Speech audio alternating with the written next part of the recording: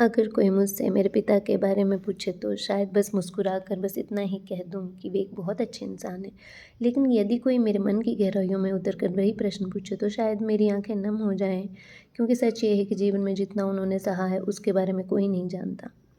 उन्होंने अनगिनत बोझ अपने कंधों पर उठाए हैं, ऐसे संघर्ष झेले हैं जिनका उल्लेख उन्होंने कभी किसी से नहीं किया।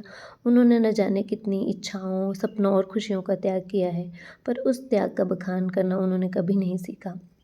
उनका प्रेम भी शोर नहीं करता, वह मूक है। वह एक शांत नदी की तरह निरंतर बहता रहता है, निस्वार्थ, अडिग और अथाह।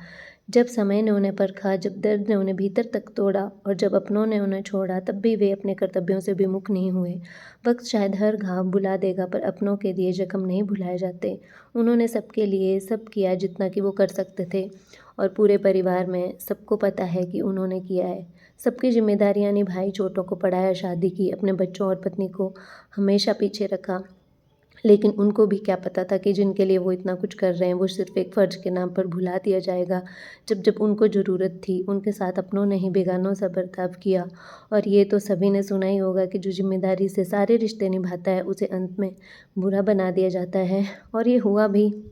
और काश वो जीत जाते और उनके साथ उनका हर रिश्ता होता तो उनकी बेटी होने के नाते हमें बहुत खुशी होती। पर समय ने सबके चेहरे सामने लाए, वो टूट चुके थे, वो असहाय थे, वो दर्द में थे और हम कुछ नहीं कर पा रहे थे। उनके संस्कार हमें कुछ करने से रोक रहे थे, करने वो दे भी नहीं रहे थे। अब अगर वो अपनों के बिना इस तरह खुश हैं, तो हम भी खुश हैं। दुःख वो बनाएँ जिन्होंने उनको अपनी चालाकियों से खो दिया है, और कभी भी उस वर्जन को वो पा नहीं पाएँगे। और हमें अपने पापा पे हमेशा गर्व रहेगा। लव यू पापा एंड थैंक यू पापा।